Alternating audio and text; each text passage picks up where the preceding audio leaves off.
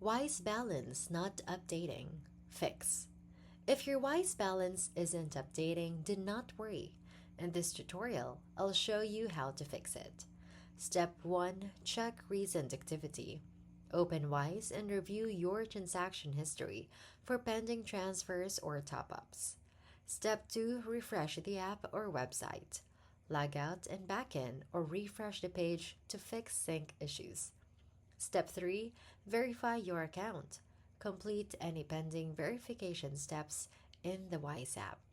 Step 4. Check for pending bank or card transfers.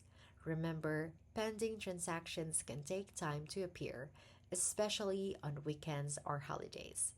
Step 5. Update the app. Make sure your Wise app is up to date. Step 6. Contact Wise support. If the balance still isn't updating, contact Wise support in the app.